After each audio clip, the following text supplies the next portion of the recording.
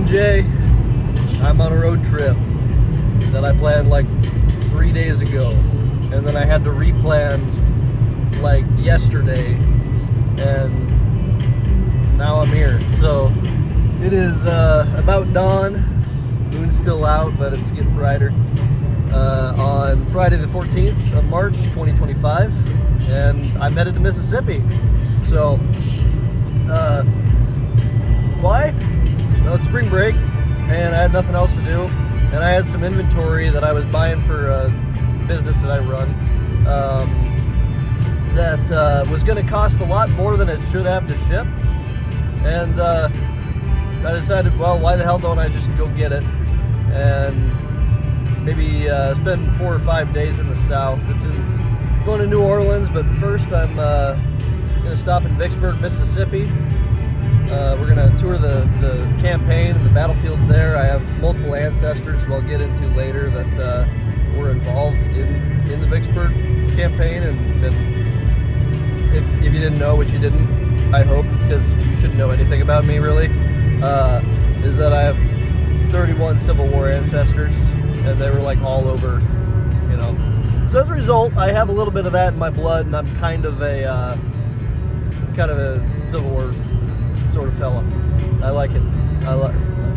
I enjoy learning about it. So, and I do a lot of traveling. I like to go see the different battlefields. After this trip, I will have been to just about every major Civil War battlefield. I'm like really just knocking off the rest of them. But I can't believe it took me this long to get to Vicksburg.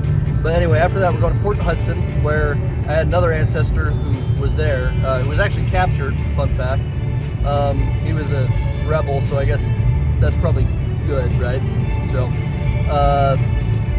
anyway, so then we're going down to New Orleans, and well,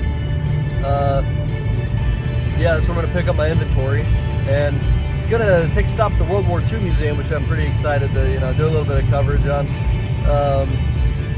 And after that, we're heading north, going to Tennessee, and checking out the battles of Franklin, Murfreesboro, and Nashville, again, all of which I had ancestors killed, wounded, or captured in, that I'll get into. And I'm actually writing a screenplay, or I'm almost finished writing it, on the Battle of Franklin. And if you don't know, I've dabbled in Lego stop motions before. I'm 22 years old now. I haven't done a Lego stop motion in several years, but, you know, might have to whip out those dusty old figures and try to, you know, make this shit a reality, because I don't have the money for an actual film, so that'd be like the only way it's gonna happen. Yeah, so exciting shit. Why am I doing that? Why am I recording this? I'm not a YouTuber. I don't give a hell about views or like you know, other people seeing my shit, but I just really wanted to make a sort of audio diary that I could look back on, and that I could, you know, show people that I know, or show my kids one day if I decide to make that decision. Yeah. So this is really going to be super unfiltered, if you couldn't already tell. I'm just going to pretty much be rambling this entire time. So if anybody gets through this entire video, which is somehow already 4 minutes long of just like the preamble, well then, good for you. I wouldn't if I didn't know me, and I might not even watch this whole thing. I'm just gonna like slap this together, some like hack job editing, and call it a day. So yeah, with that, I'm gonna turn my New Order up, because I love that band, and we're gonna be listening. I have a 27-hour playlist on Spotify, and it's gonna get me through this whole thing. I got a book on the Battle of Vicksburg. If I get through that, I'm gonna get a book on the Battle of Franklin, and then after that, I don't even know what the hell. So, anyways, I'll check in with you when there's something interesting and cool that I can show. So, yeah. Okay, it's been like 10 seconds since that last clip, but there is in fact a very interesting, there's like a spider skeeto. I don't know what that is. It's not coming into focus, but I don't know, that looks like a spider skeeto to me. I don't know if it's gonna like suck my blood or kill a fly or some shit. I don't know if it's spinning webs or what, but it's really it's really pissing me off, and I'm gonna whack it. I'm gonna whack it, you know. I just gotta grab a napkin. So anyway, I'm gonna do that real quick. I tried whacking him, and he went over there, and then I like whacked him again, and I don't think I got him, but he like flew off. But then as I was looking to my right, I realized like that's a lunar. I'm pretty sure we're having a lunar eclipse right now. Like that looks like a blood moon in progress, like a light blood moon. If I can get it. See that? Yeah, that's a blood moon. Okay, that's great. That's pretty cool. Yeah, wow. We're also here in the Midwest. We're getting something fun, and we're getting what's called a bomb cyclone. I didn't know what that was until like yesterday, because I heard that there was a bomb cyclone, and I'm like, oh, geez, that sounds like I'm gonna have to cancel my trip. I looked into it, and it's like a nationwide tornado. It's like a region-wide tornado, which sounds scary, and the bomb cyclone part sounds scary, and it can cause a lot of flooding and high winds and hail. But how it's caused is you have a really warm front and a really cold front. When they mix on a scale that's broader than just one that would create a tornado, like a lot bigger, you can get this storm that basically goes from a drizzle or a trickle, or almost comes out of thin air, and yeah, and then all of a sudden, next thing you know, there's 120 miles an hour winds, and there's all kinds of nonsense, hail and other undesirable things. So I really did not want to experience a bomb cyclone in person. Like, I don't know about you. I don't know if that's like something that people would want to do. But I've already experienced a derecho, which is like a Midwestern land hurricane, and though that wasn't fun. I mean, like, I got to spend a day in a basement with no power with my ex, which was fun.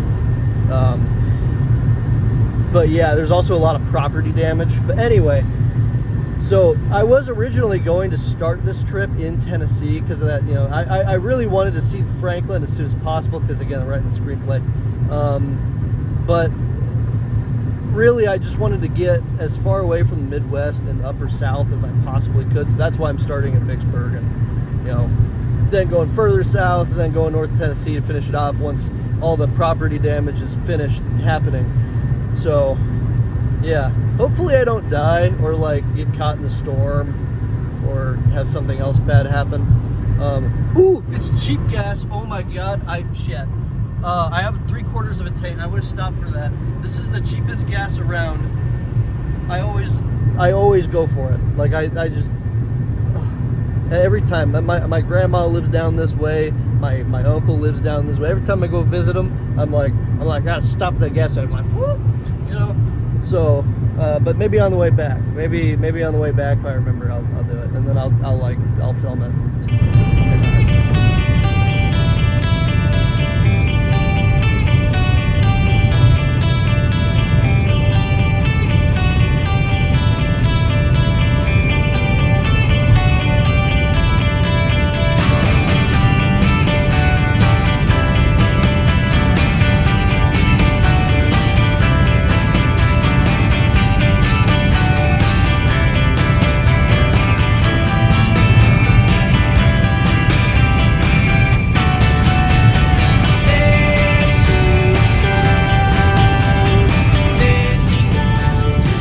Okay, so the sun's really out now.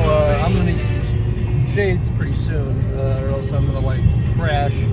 But I'm near in Burlington, Iowa, which I got family down here, so I can come here a lot. And the thing I hate about it, is that, but it's one of the biggest speed traps like ever.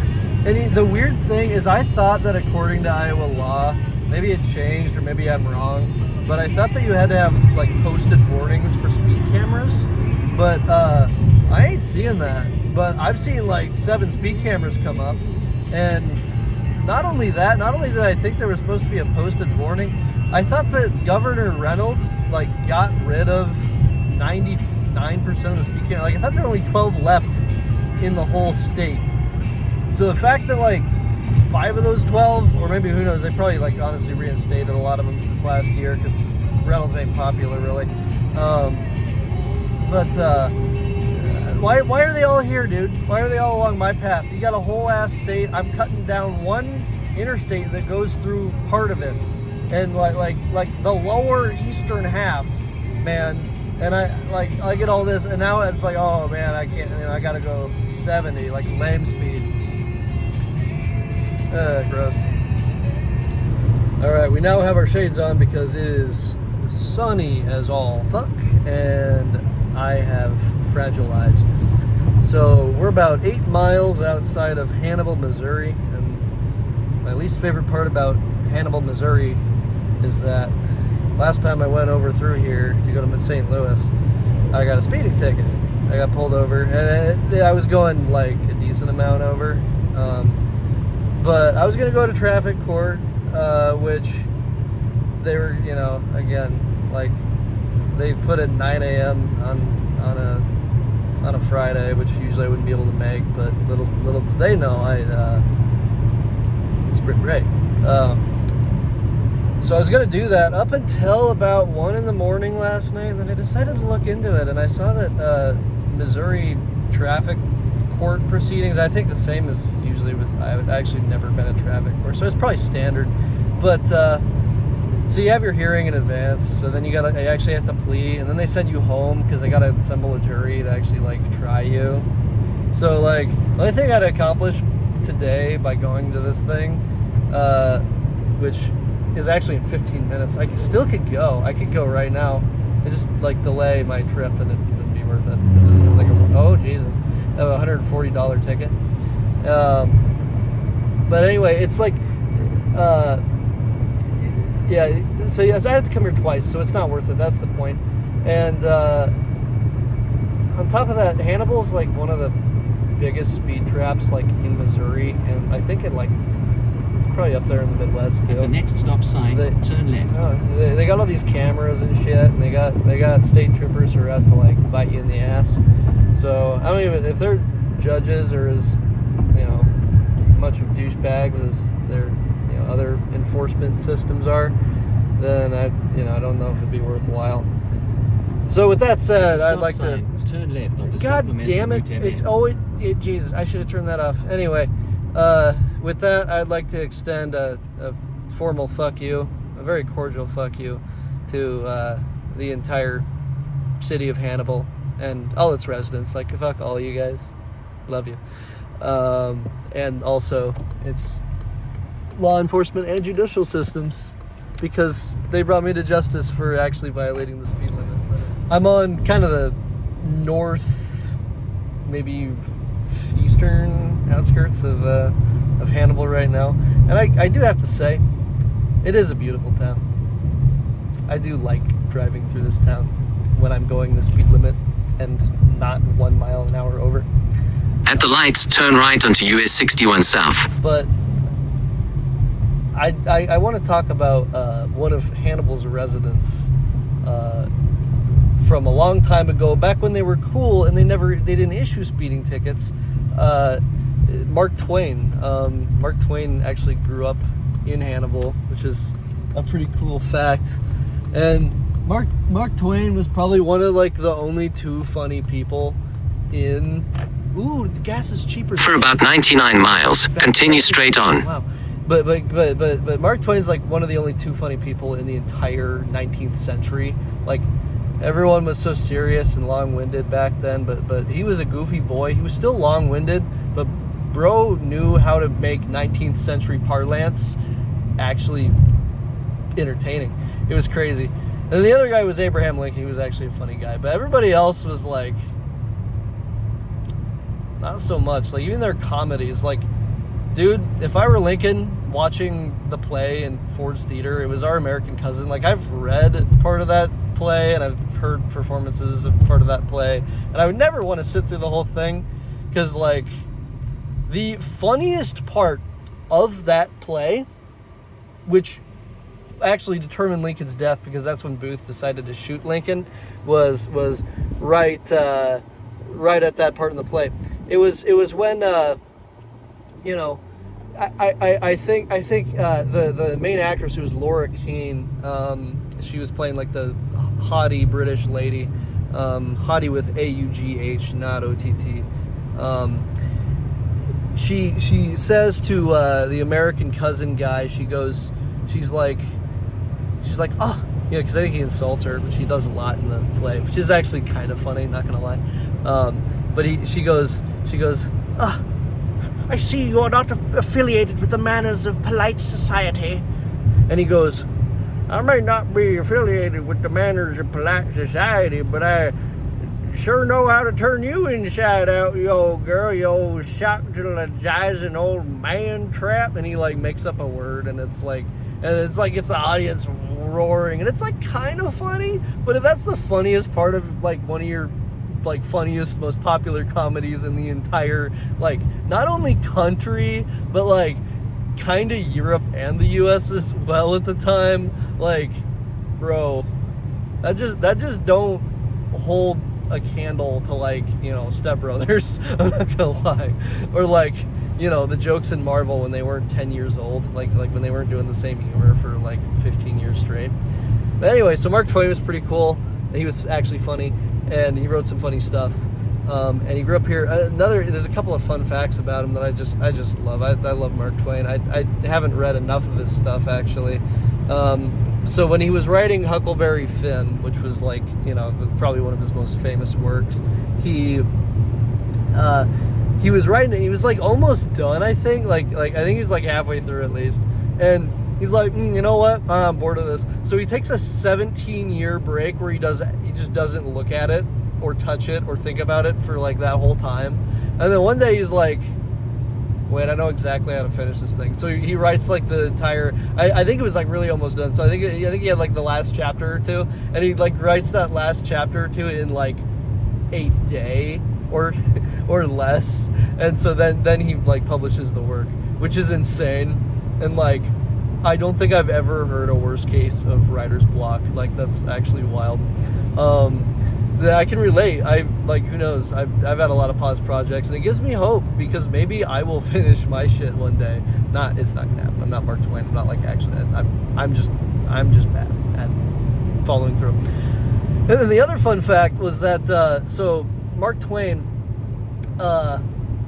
he was young during the Civil War. I think he lived well into the 1900s, like 10s, maybe even 20s. But he was just a young, you know, like maybe not even 18 yet, like maybe 16, 17, 18, something like that. And of course, having grown up in Hannibal, Missouri, Missouri's allegiances were split during the war, and so he ended up joining a rebel guerrilla band. And so they differentiated from the rest of the, you know, rebel armies. From, you know, they're just a small party of rangers. They would, like, you know, ambush Union columns and supply trains, and then make sure that like the whole Union war effort in Missouri is disrupted so well as, you know, maybe 100 men operating independently can manage. So I don't even know if he managed to join one of these groups, to be honest. It's been like years since I learned this. I think I learned this information in like 6th grade, and I didn't bother to double check to see if, like, to corroborate it and like verify and clarify what I actually knew. But because obviously I'm in a car and I can't use Google right now, or else I'd be violating the law, which, like, never do that. God. Yeah. It's gonna be a cut right there. Damn. Mark Twain. Oh yeah. Well, anyway, so after a week, he gets tired of being in his guerrilla band or doing whatever the fuck he was doing, and he just deserted, like literally after 5 days, and he never partook in the conflict after that. So, yeah. Very interesting guy who I suppose has commitment issues, if we're going to glean anything from that. You know, it wasn't any moral apprehensions about fighting for the Confederacy.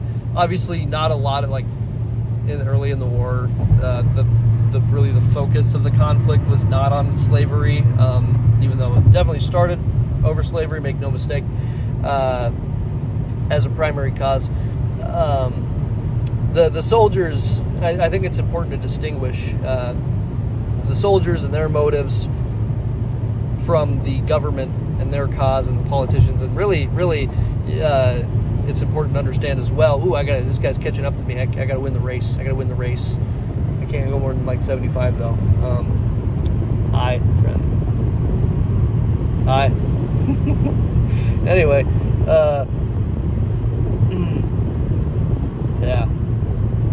yeah, it's important to distinguish the motives of the soldiers, and you realize that for every man that fought,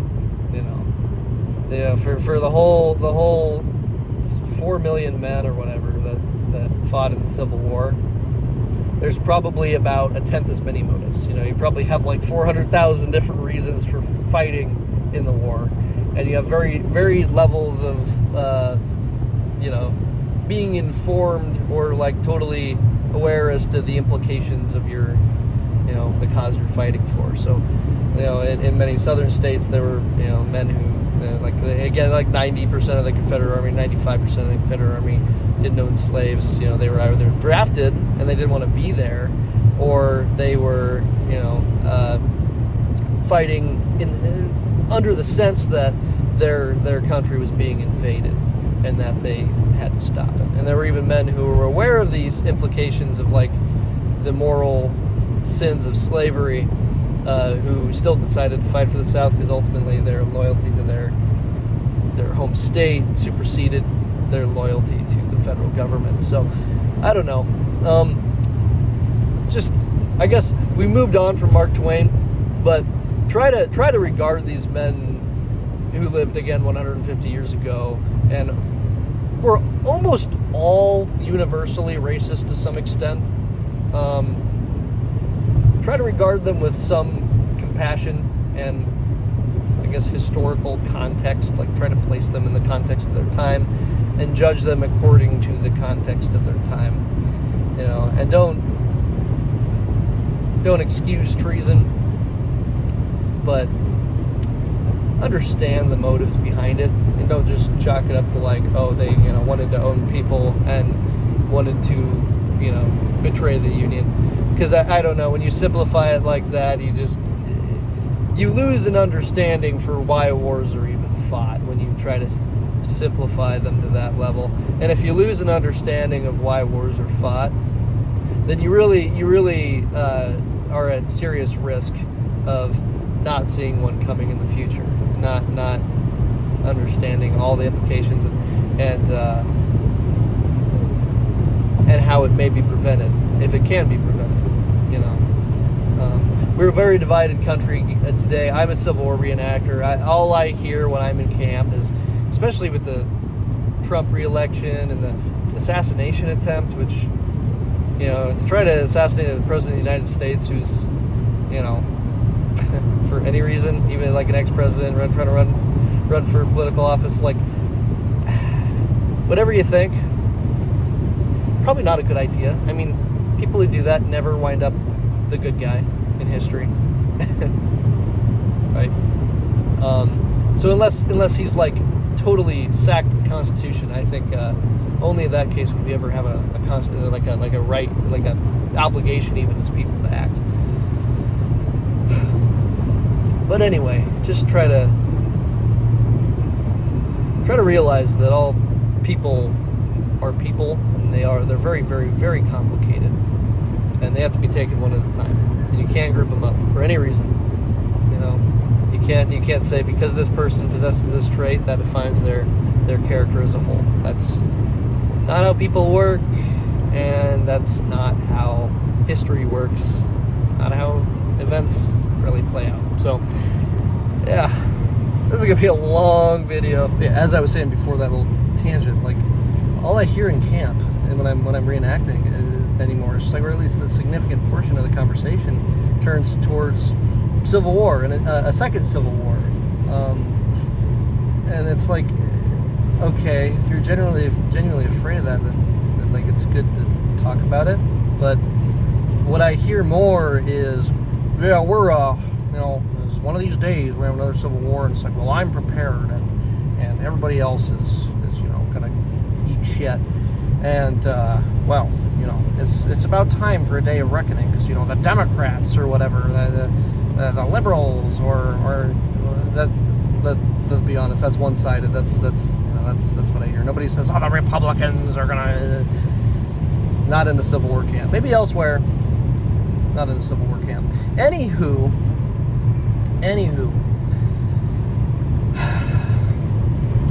I don't think we should. That borders on warmongering, and I don't think that's a good idea. I don't think that's a good idea to think, oh, this is a good thing. This is gonna purge, is gonna get this country back on the right track. That is crazy thinking, and I just don't agree with that. So, anywho, that's that. All right, guys, we get excited. You see that? See that?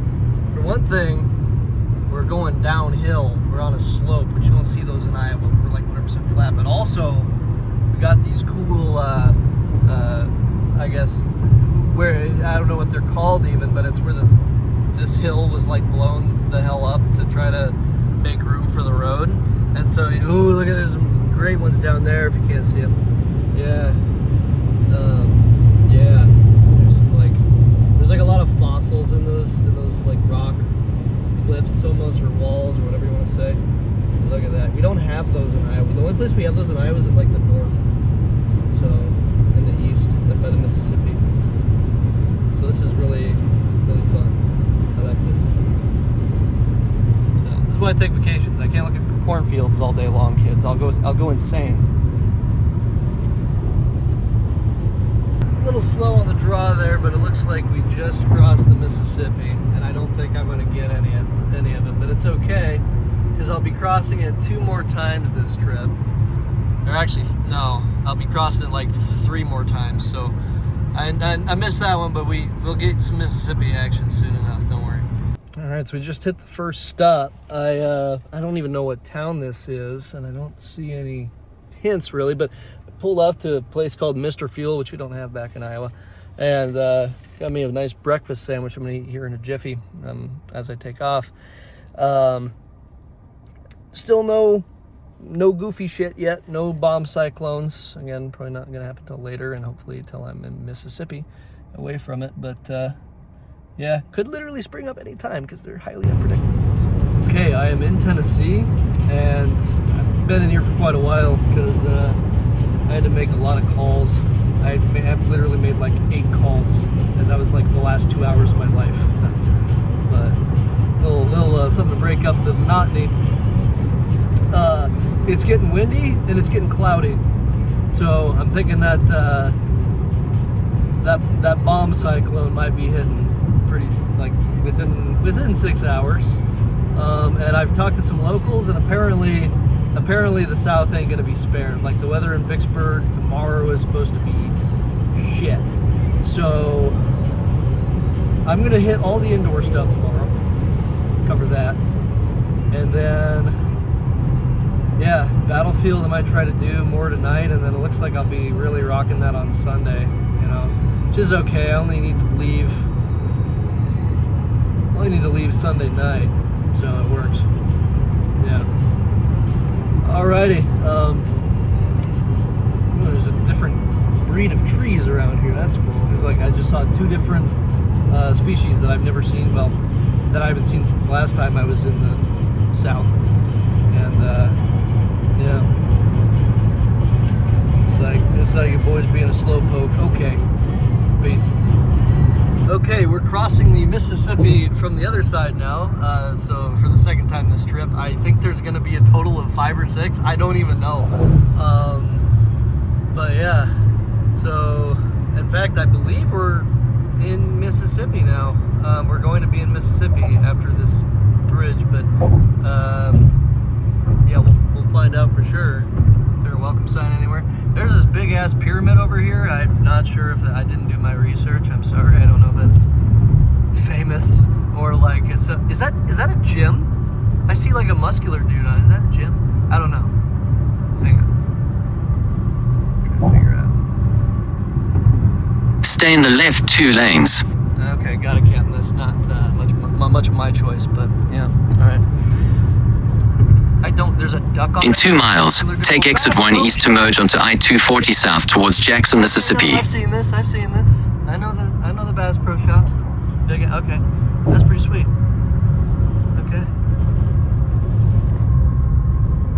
Okay, that was not my exit. 1.7 miles. All right. Anyway, so no, we're not even near Mississippi. I am an egg. We are in fact in Memphis. I don't know how I know that. I must be a psychic. So I don't know. If anybody wants tarot reading or anything, just let me know. Crown Plaza. Yeah, last time I was here was in August. It was a good trip. So yeah, a lot of southern singers from around here. Oh boy, I sure love my southern singers. I don't listen to any of them. I'm a rock and roll guy. All right. Now speaking of Danny Thomas. Okay. Yeah, cool shit. Sorry, this video is gonna be a complete incoherent mess, but like I just saw a sign that said no littering, $3,000 minimum fine. Like Tennessee, what the hell?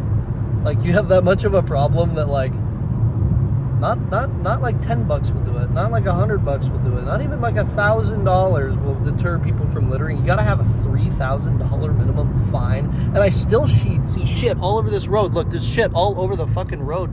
Like that's crazy. That's insane. Like how many rich bastards live around Memphis that can afford to pay $3,000 every time they don't want to keep their gum in their mouth or like not throw their grocery sack out the window? I'm so confused. That's insane. Like, dude, I would literally sooner die by drowning in my own pile of human and plastic waste than I would pay $15 in a fine for littering. Like that's crazy. Like, not only is it morally questionable / is that an exit? I did not want to. Oh, okay, that was okay. The continuation ramp looked like an exit. That's weirdly trippy. That was straight, and this is that was the exit, and this was straight. But I'm curling. Right, fellas, it's starting to rain just a little bit. I have to pop my windshield wipers on there, and I'm scared. Because we got a nationwide bomb cyclone, and I'm scared, and I don't want it to happen, and I'm spooked, and I'm gonna die. So somebody find me and bury me, please. Anybody. Also, it's green outside. It's really, yeah. The evergreens are like, I think those are like pines. So like they got needles and stuff. So not like actually spring yet here, but I'm a big spring and summer guy, so I'll take it. I'll take anything green and like kind of warm. So this is funky. I think my phone is wet. It's like wet a little bit. I made it worse. Okay, well, anyway, that was alright. Also, we are in Mississippi. We've been in Mississippi for a while, but I just like forgot to look at the map. But other than the map, the other indication was that there is a bunch of swampland, but then. And it's gone now, it's been gone, but there was also a football field in the middle of said swampland. So they just like, they're just playing football in the middle of a marsh, like an island of green, which is pretty goofy. So that's a cup. It's actually just a decked out Ford Expedition. I hate people that like deck out their shit and make it look like cop cars. And I still don't trust it, but he also blew by me at like 10 over what I'm going, which is already a substantial portion over the speed limit. So he's definitely not a cop unless he's chasing somebody down. Nah, they don't drive Ford Expeditions. We're good. Okay, well, that was scary. I'd hate to get got for like speeding and recording with one hand. I haven't checked the laws in Mississippi. I don't know what they like, if they allow phone use or not. But anyway, look at the marshes. Their marshes are pretty and green. A lot of green all around. lot of green. So much green. I'm gonna call it the marshes of America. We got so much green here. Melania. This guy has a literal dust storm coming out the back of his trailer. What the hell? That got all in my face. That's insane, dude. Bro's bringing like the Great Depression dust bowls back. I swear. Now I gotta be discreet. Gotta be discreet. Oh. Jeez. Okay. Well. I don't blame him. Didn't even have time to process that. Now I'm chasing down this motherfucker who's got like 3 flags flying off the back. I'm trying to figure out what he even stands for.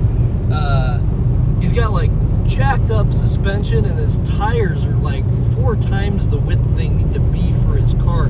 Bro's got like monster, well, not monster, he's got like big ass truck tires on his SUV, and I'm trying to figure, it says like New Orleans or something on there, and I am so confused. Mississippi is a backward state, dude. You got all kinds of wonky people here. I'm saying this as somebody who had like a dozen ancestors from Mississippi during the Civil War. Like, they were right for leaving. Like, I know the economy was kind of just destroyed because, you know, they're the base of their economy kind of, for better or for worse, just disappeared.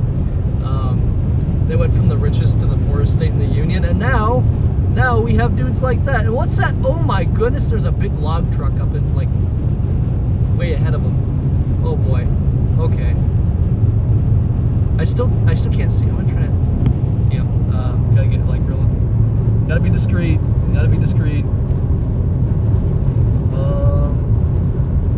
What is that?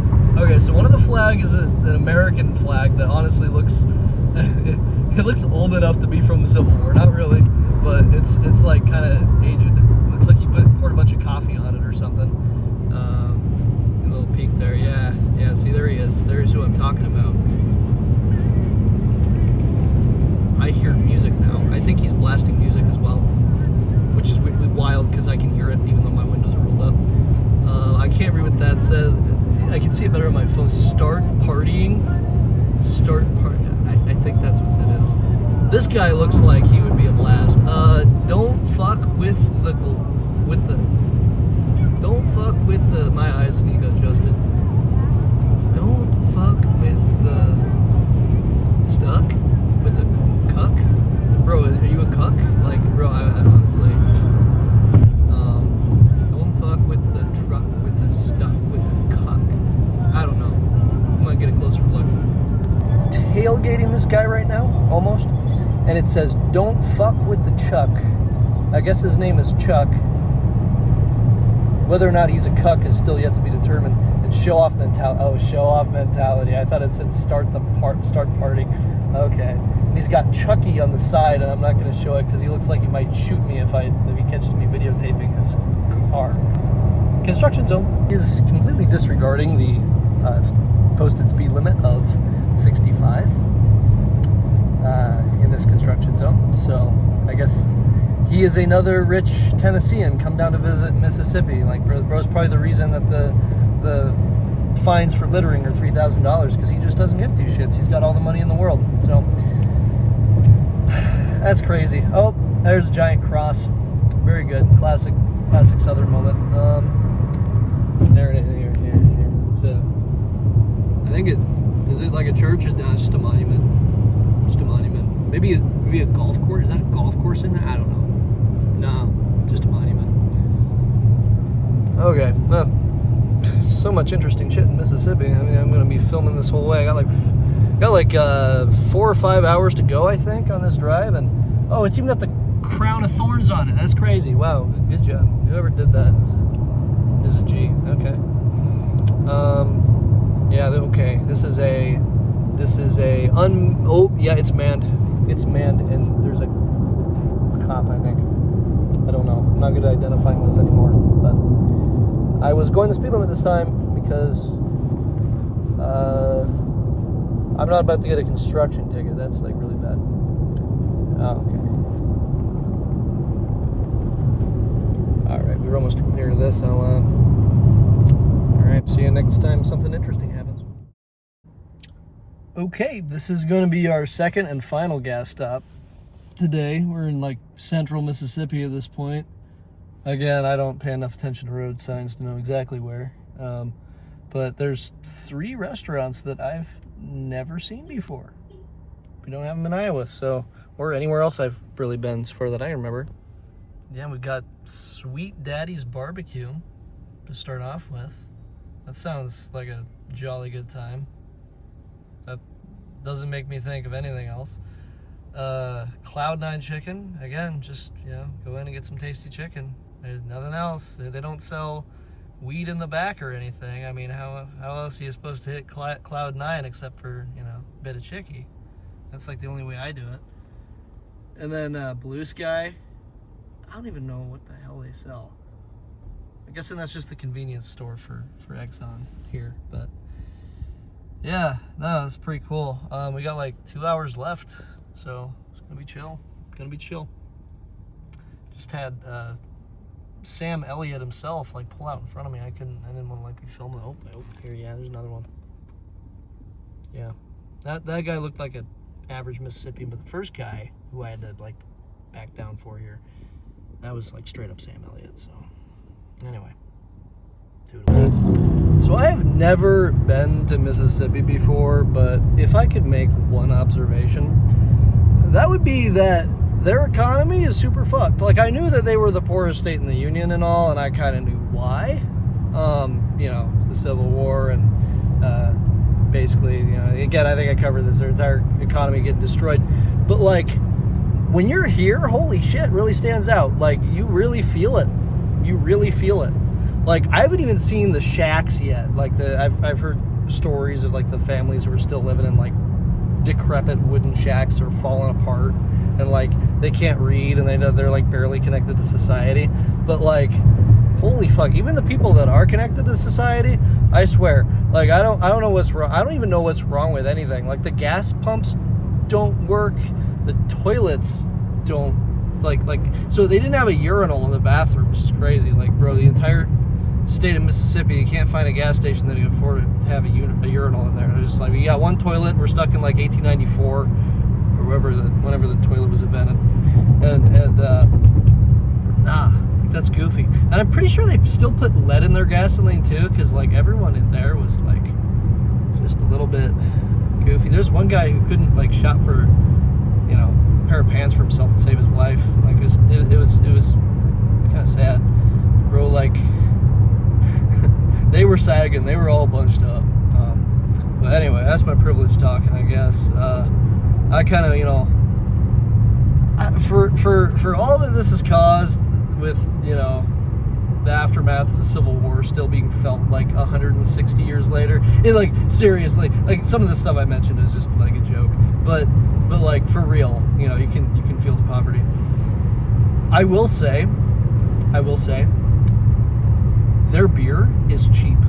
Like, I probably need a lot of beer to live here, but it's really cheap. Like, I got 3 tall boys, and they cost me $1.50 each. Like, that's insane. Like, back in Iowa, they were like almost $4 now.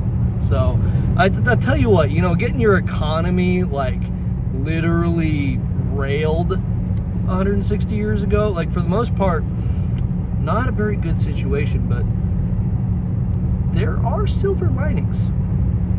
There are silver linings in every situation. So look at the bright side. Just look at the bright side, you know.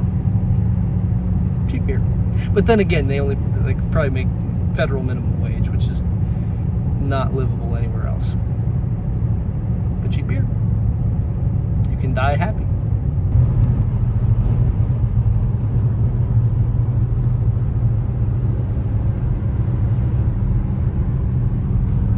Oh my God, wait.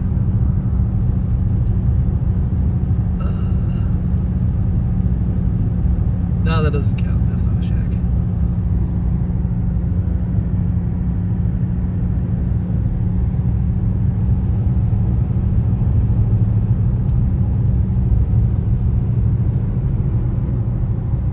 Man, so I finally hit the Mississippi countryside, and wow. actually beautiful. Like, it's so green here. Wow, it's gorgeous. Like, you cannot appreciate this through a camera. But I bet if I stepped into those fields, yeah, look at that. It's like there's like a whole waterlogged ditch. It's like a moat. I couldn't even go to that field if I wanted to. I'd probably sink. It's like quicksand. Oh, that's so green. Oh man, that's so green. That's so great. Wow. What are they growing? What do they grow here? I don't know what that is. I might be an Iowan, but I'm from like the only urban area in Iowa. So like, I'm a city boy and I'm trapped in a country world, but I don't know anything about like, I could identify baby corn unless that was baby corn, in which case I guess I can't identify baby corn. Anyway, it's pretty. So right there, yeah, oh yeah, we got some trailers. Obviously got trailers back in Iowa, but like those particular trailers happen to be the most rundown I've ever seen. And I do not mean to like insult the people or anything. Like, I feel bad, if anything, for their condition. Like people shouldn't have to live like that. And who knows, maybe I'm being patronized. Maybe they're like super freaking happy too. Like, I don't know. I can't win. Like, I'm a douchebag either way, but I don't know. Like, I wouldn't want to live like that. Maybe that's because I'm spoiled, because we won the war. But yeah, I don't know. That's a cool house on that hill, though. Yeah, that's where all the that's probably like 20% of the GDP of Mississippi just went into that house right there.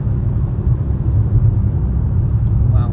What is Mississippi's like primary export and like production? What do they do? I'm gonna look that up real quick and then I'm gonna get back. And I also need to look up what they grow so that I can figure out what the hell that is. Okay, so it turns out Mississippi does a lot of stuff.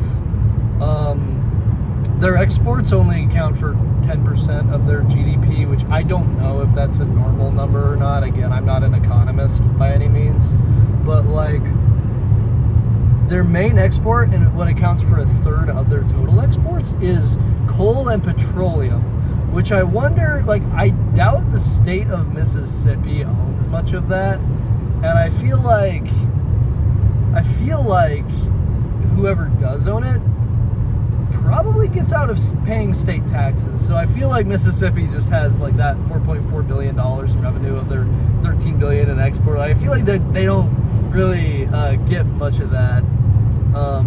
I was surprised though, because like Mississippi was the 31st state in the union in terms of exports, which is wild to me because they're so fucking poor, but like they're only in the bottom 60%. Like, the 40% of states in the union are worse than them in terms of export. Like, I could see maybe it's probably all the western states. It's probably all the western states that aren't big on oil, which I don't know which ones those would be. Like at Wyoming, I don't know if Wyoming like does anything for us, honestly. Like, we probably just like goodbye Wyoming. God, I've already made enemies in like 4% of the U.S. Like. Ooh, man, that was a sudden break. Yeah, but 4% of the U.S. States hate me, which but by population that only equates to maybe like 0.3%. Like, I can't. Wyoming has like but nobody lives in Wyoming. Like, Wyoming's a myth. Wyoming is just like there's like a military base in Wyoming, I'm sure, that's got like all the nation's top secrets, and nobody lives within a 400-mile radius of it because nobody lives in Wyoming. Yeah. Anyways, it's weird that Mississippi's probably being taken advantage of with their exports. I don't know. I'm bullshitting. I like, who knows? They could be getting a good deal out of that. But yeah, if they're still the 13th poorest state in the union and they still have a gross domestic product of $120 billion, like, I feel like that doesn't quite add up. Also, they're still in the cotton business, apparently. It's just they gotta pick it themselves. also do corn and soybeans, which Iowa does, but they also do hay. And frankly, I don't know the difference between baby hay and baby corn. I think I know what baby soybeans look like, but like I couldn't draw a picture for you because I can't draw in general. I'm just bad at drawing, so yeah. I think I can think of it though. Oh my God, more shacks, more shacks, more shacks. I love Mississippi shacks. It's my home. It's my home. I go. So, brief story on my answer. I was gonna tell most of the Civil War stuff later, and I gotta speed up because there's a guy behind me, even though I'm going like 15 over already. So, don't blame me. It's like these guys are crazy. Let's see. Yeah. So I was gonna save the Civil War related stuff for later when I'm actually on the battlefields and on the sites, but we were in Mississippi, and I had people who lived in Mississippi, so. Yeah, that was like literally probably, a third of my ancestors during the Civil War were living in Mississippi. So there's no small portion. They all kind of intermarried like with their families. No incest, surprisingly, that I could see, like where the the mother and the father are also siblings. It's pretty easy to detect even if they try to cover it up because ancestry, you can see that stuff. But there's actually more. I think I have more examples of those kind of shenanigans in like the North, which is just unexpected. Like, but then again, I don't have anybody in Alabama. Like, I one of the Mississippi families in 1831 or so, they were in Alabama and for a while before that. But then they moved to Mississippi, and they were in Mississippi for like 20 years prior to the Civil War. So yeah, but anyway, I got a connection to this place. I'm not really feeling it yet because it's kind of awful so far, but I'm sure it's not all awful. I wonder how Jackson's gonna be. We're gonna be in Jackson pretty soon, so. Pond, ooh, ponds, pond. That's all. All right, we just found the newest buildings in Mississippi, built in 2004. That's pretty great. Oh, they've got a nice playground. That's cool. They are living it up. That's solid. And more nice green country, the way it should be. New Year's Eve will be the perfect time for their great surrender, but they don't remember. Anger wants a voice, voices won't sing, sinners harmonize.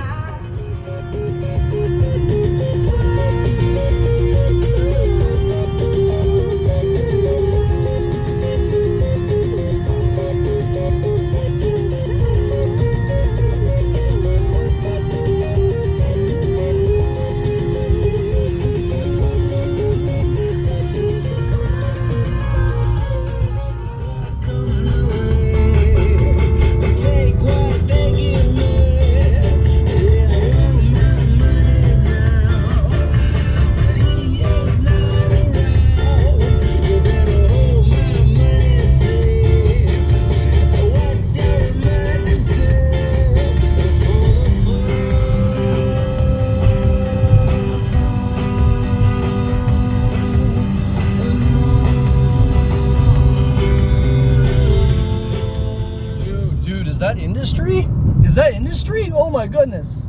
That's industry. That's like, they're making stuff. That's insane. I don't know what to say.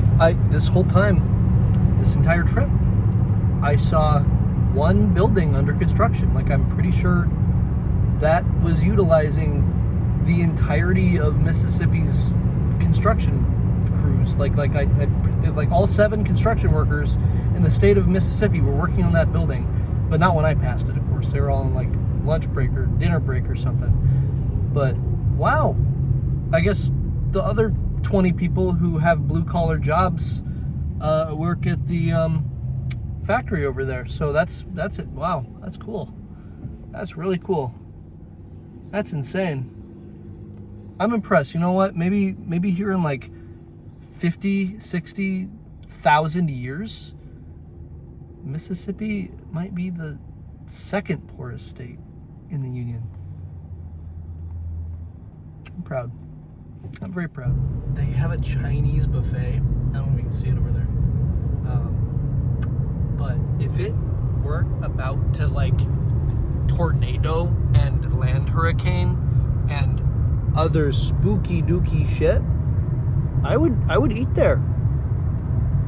So maybe on the way back, when this entire countryside, including that factory and that one building that the 7 workers have been spending like 20 years constructing, maybe I mean those will be gone, but the Chinese restaurant looks like it'll be standing. So I'm impressed. Bro, I just had the 4th person in 2 goddamn hours pull out right in front of me, like, so I had to cut my speed in half or else I would have clocked them. And I'm starting to think that like voluntary driver's ed in Mississippi is not gonna work. Like I don't somehow they're getting out of it. I'm gonna found like my own program. I'm gonna like lobby the Mississippi State Legislature. I'm probably gonna bribe them like $5. That's like a year's wage for them. And then they'll let me have my own, you know, exclusive like monopolized driver's ed, you know, that everyone has to go to. I'd make so much money. I'd charge them like $10. That'd be like 2 years worth of their wage, but they couldn't do anything because, you know, it's mandatory. So fuck all of them, you know, just Mississippi, you're done. All of the citizens of Hannibal, Missouri, done. Everybody in Wyoming, so like all 2 people, done. Who's next? Also, I just saw a sign that said, it's the 3rd one I've seen, but it said $250 fine for leaving out trash. Kind of like that trash. Look at all that trash over there. Probably didn't see it, but there's actually like 5 bags on the side of the road. $250? That's like 50 years worth of Mississippi wages. Like they're done. Like they're cooked. I thought Tennessee was bad, you know, but when you account for how the Mississippi dollar is, it just doesn't go very far. Done. These guys are done. Sunny out. No. I just saw a sign that said Mississippi College. These people don't go to college. These people, I've not seen a single college-educated person here. I don't know who attends that. I think that sign's a bluff. That sign is a bluff. I do not believe that. Nuh-uh. We got 20 factory workers, 7 construction workers, like probably 40 government office holders, and then like everybody else is just a farmer or a vagrant or a street trader or works at like KFC, and that's it. I mean, yeah, nobody goes to college here. I don't believe that. Okay, if they do go to college, like if that was a real college, the only majors I can think, there's probably like 2 majors there. Like there's glue sniffing and there's crayon eating and maybe dipping your tongue in gasoline. But I don't know what you call that major. Doesn't seem like a great name for that. But there's no way they're teaching like math there or like astronomy. No, they don't look up. These people don't look up. They look at the beer coolers. You cannot tell me these people go to college when there is a guy behind me with 2 differently colored headlights.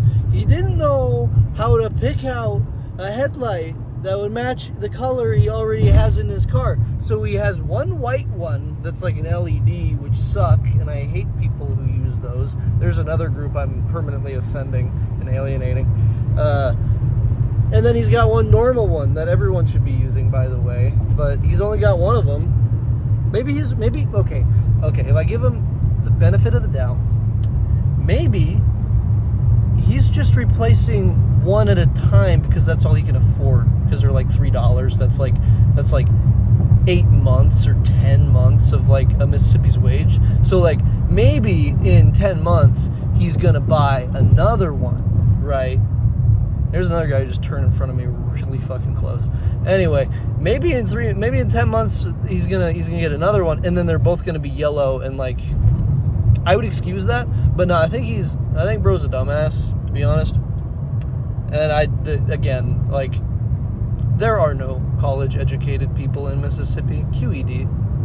I'm going well over the speed limit, and this guy's tailgating my ass. So clearly, not only did he not go to college, because of course nobody goes to college in Mississippi, but also he skipped out on driver's ed, which is probably about half of Mississippians. So, and this guy probably, like, I don't know. I don't like people who tailgate. They make me, there's another group I'm defending in LA Native, but they just make me feel like if I did one wrong move, like they would string me up on a tree and like slowly lynch the life out of me, like they did, which would not be a new.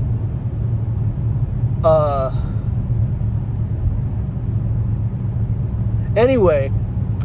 Yeah, I just don't think he would react very cordially and nicely and professionally. Honestly, seeing someone take a straw broom and sweep a bunch of dry leaves into a burning pit is probably the most normal thing I've seen today. And I just saw a car that's missing, like, its entire front section. How is it driving? Where's the engine? I want to go home. Okay, here we are at what remains of the Raymond battlefield.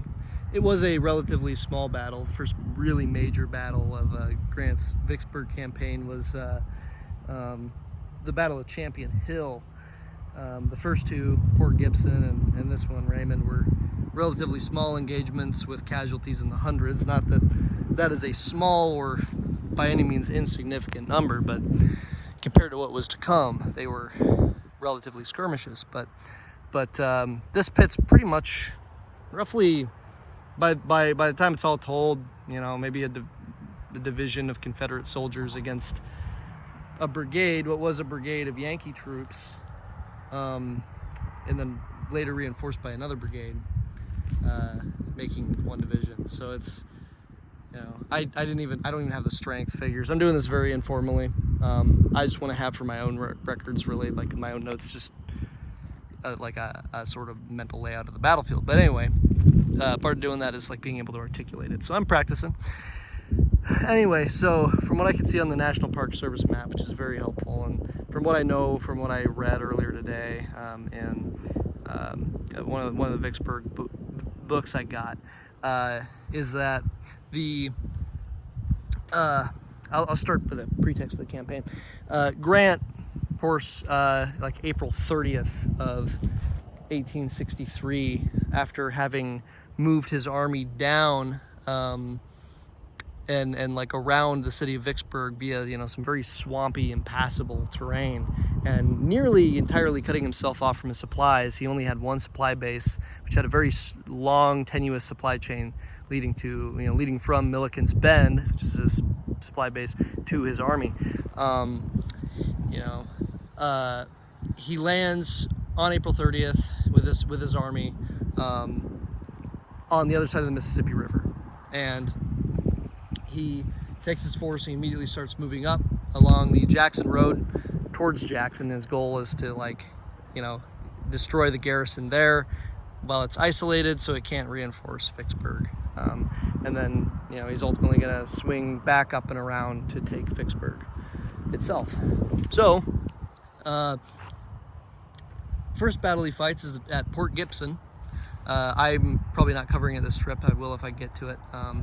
There is some area preserved. But that battle was, you know, one Union Corps against I think a couple Confederate brigades, if I remember correctly. Like, it was not a large force. And my ancestor was actually one of those brigades. I believe under they were Mississippians under Baldwin. I think they were the 46th. I had one ancestor in the 46th and another in the 43rd Mississippi. And one of those were part of Baldwin's brigade that fought at the Battle of Port Gibson. And so McClernand's men were known as the hardest fighters in the Army. They were known as crack troops. And so they, you know, under McClernand's direction, which, mind you, his direction was not very expert. He was a political general. He and Grant, who Grant was a military professional, you know, officer. He had attended West Point. He was a long-term soldier, even though he had immediately before the war been working in his dad's leather shop and not with the Army. But they didn't get along. Grant and McClernand did not get along. But McClernand took his entire force and he just, you know, pretty much slammed against the rebels, drove them back, and with probably more casualties than he probably could have gotten away with. But nonetheless, it was the first victory of the campaign, and it set a good mood, a good tone. Oh, there's some hawks flying up there. That's beautiful. It's almost sunset. That's cool. Anyway, so victory at Port Gibson. Grant is asked to praise McClernand, to like give McClernand his thanks, but McClernand had, before entirely routing the rebels and like really bagging them, he let them get away and halted his men to just issue them a congratulatory speech. So he like basically boasted for, you know, whatever, 10-20 minutes while the rebels were able to make their getaway. So Grant was furious, and he refused to acknowledge McClernand's actions that day. He said he did his duty and nothing more. But that victory enabled Grant to keep moving, and so he comes to next to Raymond, or I think he actually takes.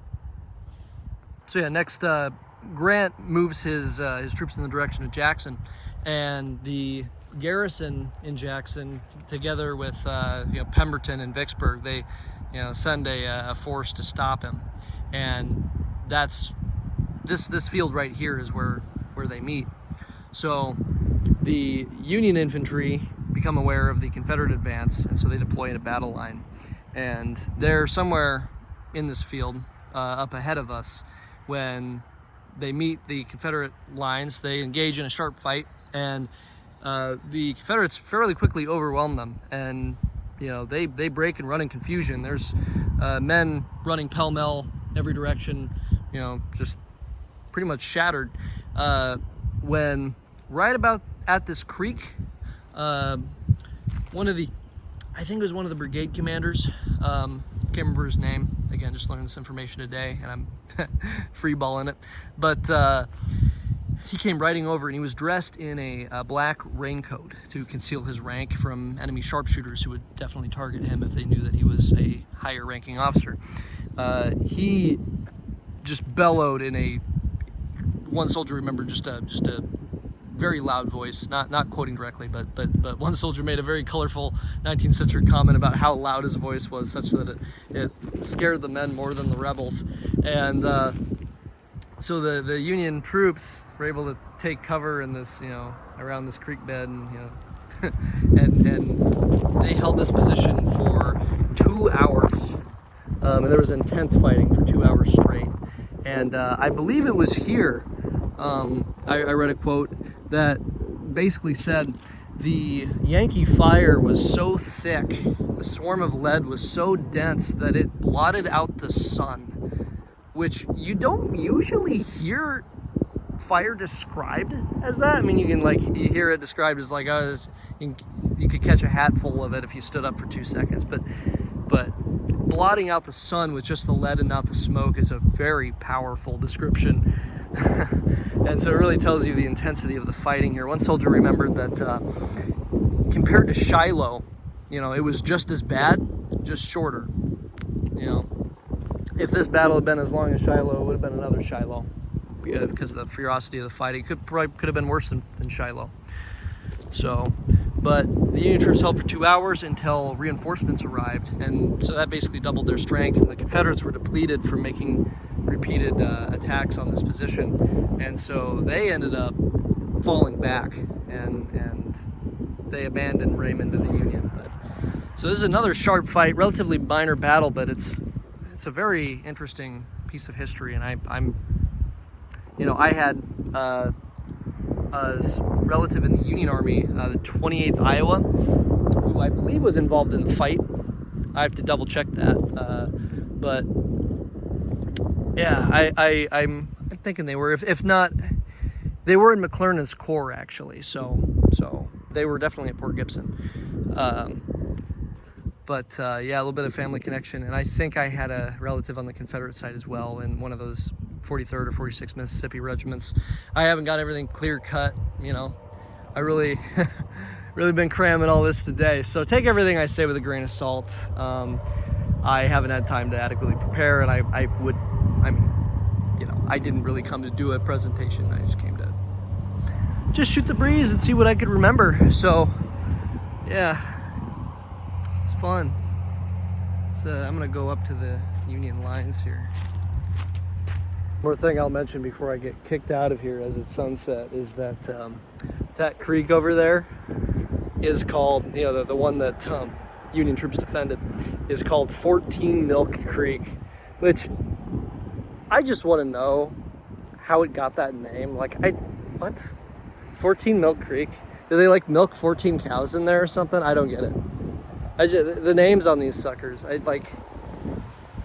there's no way there's somebody named 14 Milk, you know. That's not the reason. So what is the reason? I don't know.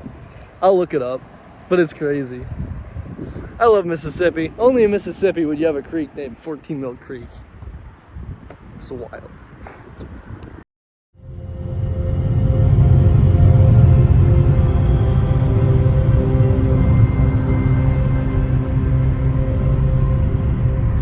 Right now I'm driving through in between the Raymond battlefield and the Champion Hill battlefield. So I'm following Grant's advance, following the battle. I drove through the town of Raymond. I didn't film any of it. I kind of wish I did. It was so cool. I really enjoyed it. It's got a lot of like 1920s and 30s and 40s buildings, and a few original churches from the Civil War. And I forgot to mention too the men of you know, the Confederate force were driven through the town by the Union troops and the reinforcements that came. So they didn't just fall back; they were driven, and they retreated through the streets. And there was fighting. Turn right onto North Chapel Hill Road. Which, to imagine fighting in such a peaceful place is kind of ironic. But that's a lot of the Civil War is irony, and there's a lot of peaceful places that got blown up. So yeah, here we are on the way. In 2 miles, turn left onto Billy Fields Road. Yeah, got maybe about 10 minutes till we're at Champion Hill. Okay, so I'm at Champion Hill right now, and I'm playing a little bit of Gettysburg tunes, but the fighting is laid out very evenly right across this road. It's very easy to understand. Yeah, it's wow. The Union troops are coming from the left and driving the rebels to the right. It's as simple as that. I mean, from this perspective, that's pretty much what you need to understand. Rebels made a stand on the hill, but were eventually repulsed.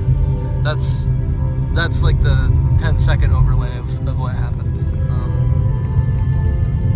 You know, there was when I was over back at the beginning of the road, there was some flank action and more complicated maneuvers, but yeah, this is really cool. I've never driven a road where like you can just imagine to your left and right, just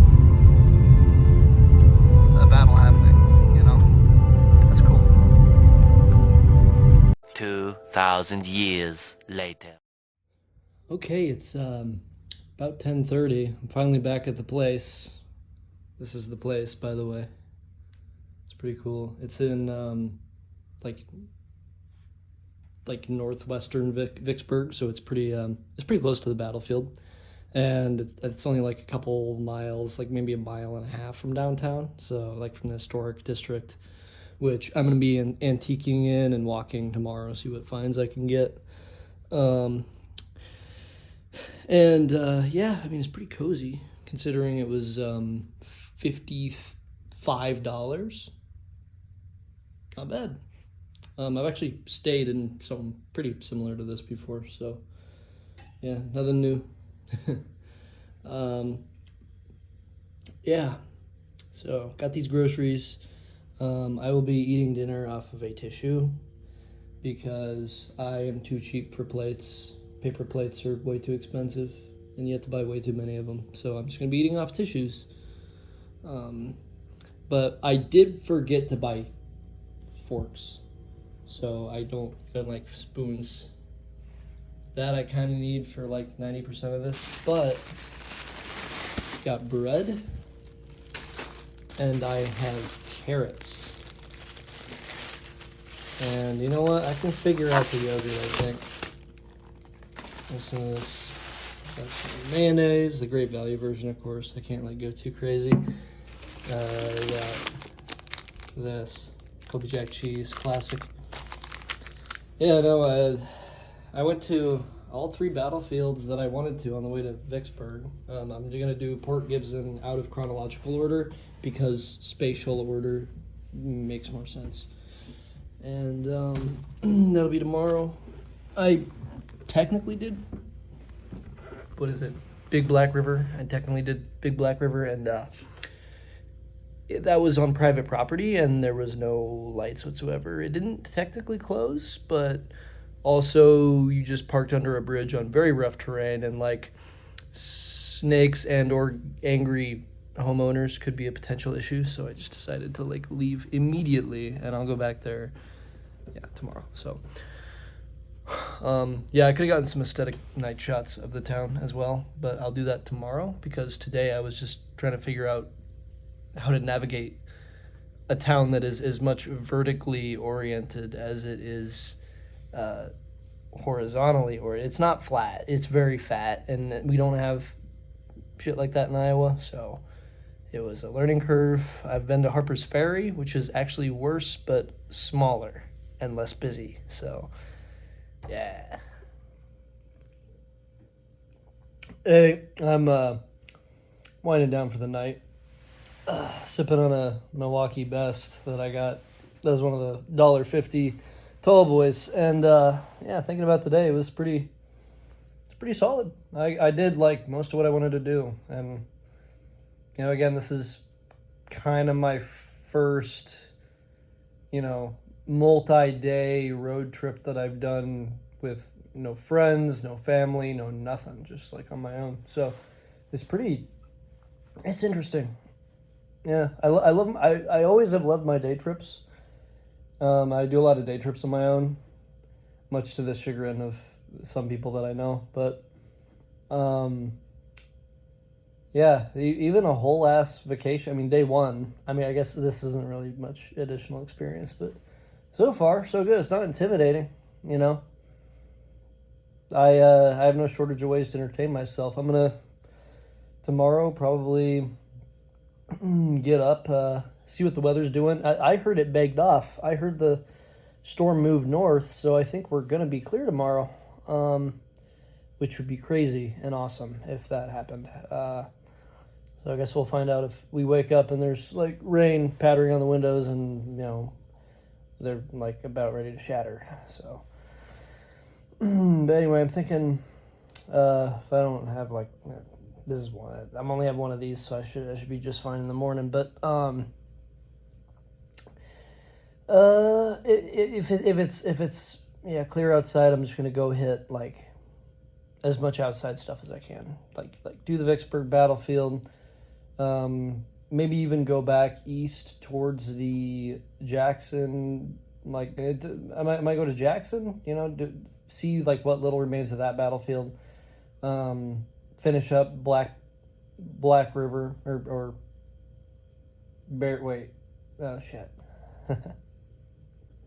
Big Black River. That's what I meant to say. Finish up that, and that was all I needed to do. Just Big Black River. I want to kind of hit Port Gibson now because I wasn't going to originally, but I probably have time. And then there's a couple of museums that are interesting. The Old Courthouse Museum and the and the Vicksburg Museum. The Vicksburg is a must. I mean, that's like one of the main attractions besides the battlefield if you're into the Civil War. So that's a good one. Old Courthouse has a lot of primary sources and documents. I plan on searching for some of my relatives, and if they have any like letters in there, that'd be cool. Yeah, and then I got a history tour at the McRaven House, which is used as a field hospital, and I think is a sharpshooter's nest. And then I have a ghost tour as well later that night. So I'm a little into the paranormal. And I want to get another ghost tour arranged, actually, like for either directly after, because it's like a 7 p.m. tour. It goes till 8:30.